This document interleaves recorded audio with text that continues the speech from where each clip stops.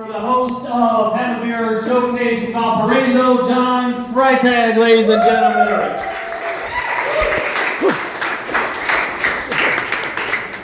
That's nice. That's cool. Give it up for your host, JP. As I said, my name is John Freitag, and don't I kind of look like I should be headlining that When We Were Young festival?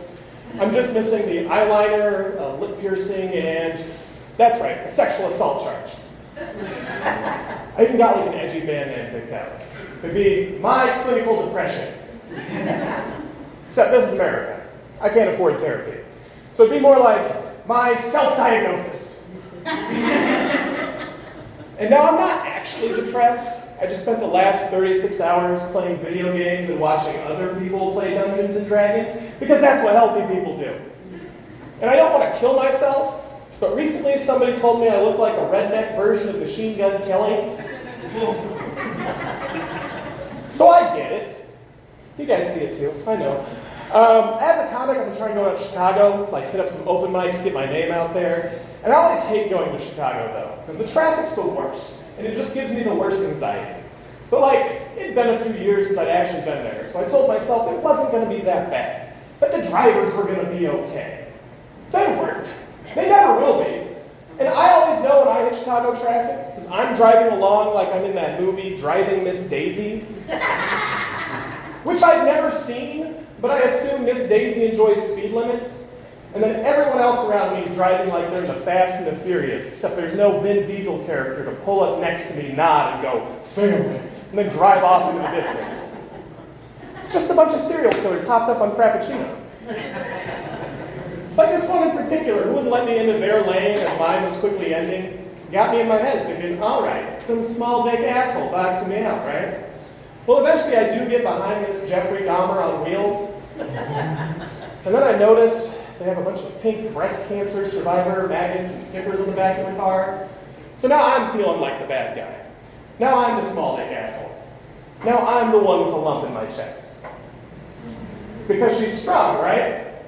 She's a hero. She's a survivor. And for just 1 second, I wish she wasn't. Like, I'm glad she gets to live a long life and it wasn't cut short, but like, just for a moment, her pink ribbons had me seeing red. And I'm glad she gets to go home to her friends, family, and loved ones, but for the smallest amount of time, I wish we cut federal funding.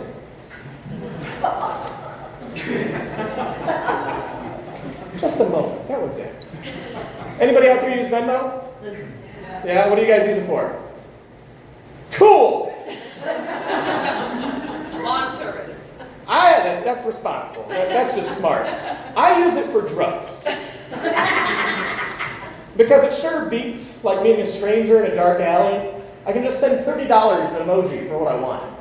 So for like pot, I'll send broccoli. Or for mushrooms, I'll send mushrooms. Or for acid, I'll send fish. I don't know. I don't ask questions. But then I remember I had my boss on there, and some dickhole at Venmo set it up like a social media site. So each transaction pops up like a status update on your friends list. And now I'm stuck staying up till 3 in the morning making a fish stir fry for everyone at work so they don't get suspicious of the 4-day weekend I requested off. I get to have my fun too. But sometimes I have too much fun. And that's how I wound up with a DUI a few years ago. When I was telling somebody about the story and pulled up my mugshot, and while I was taking a look at it, it made me realize that those booking cameras that they use in jail have got to be designed to make you look guilty. Because the first thoughts that crossed my head were like, when did I start doing meth? Maybe I could kill a guy. I'm going to move to Elkhart.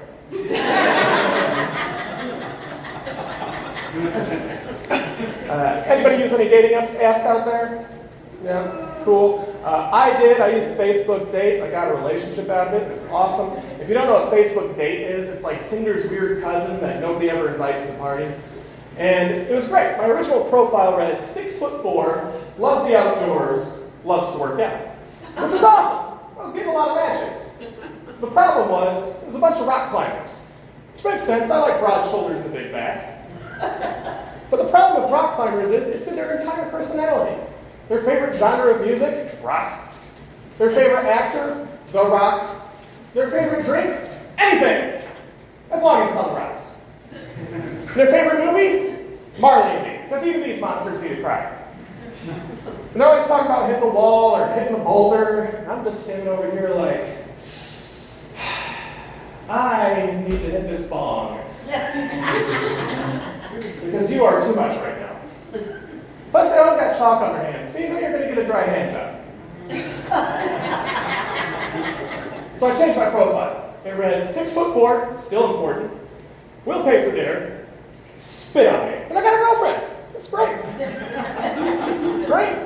We got similar interests, obviously. And I'm glad I'm not single anymore, because I hated dealing with some of the stupid shit you got to deal with when you're single. Like whenever you have somebody over, you got to explain why there's lotion and tissues next to your bed. Because they always assume the worst. Like the Jergens are for my elbows and the Kleenex are for my nose. I'm a gentleman. That's what my socks are for. Then dating at my age has always been kind of weird because I'm 28 years old, which is right around that age where my peers are still deciding if they want to have like kids and a family. And I'm still stuck deciding which belt to joke myself with while I jerk off tonight. So I don't think our priorities are in the same area.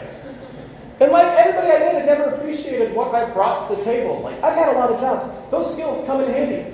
I've been a cook, I've been a machine operator, I've been a reverend and a delivery driver. You know what that means? I can cook you dinner, operate a battery-powered device, and have you praying to God, all in 30 minutes or less. Or else the breadsticks are free. You guys have been great. I just want to get to know you just a little bit better before I leave, and make sure I didn't have a weird childhood.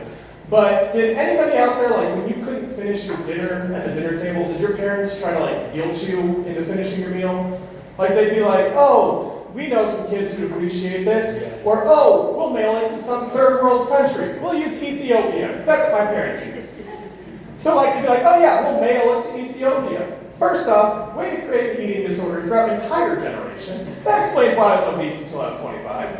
Secondly, rude. That food is today. Through ground mail and over the ocean, that's going to take weeks. By the time it gets to them, it's going to be rotten. You're just taunting them. Stop it. That got me thinking about, like, what are the Ethiopian parents telling their kids? Like, when they're eating dinner, and they're like, oh, is there more? Is there anything else? And they're like, you should be happy with what you've got. You could have too much and be obese or have diabetes like the Americans.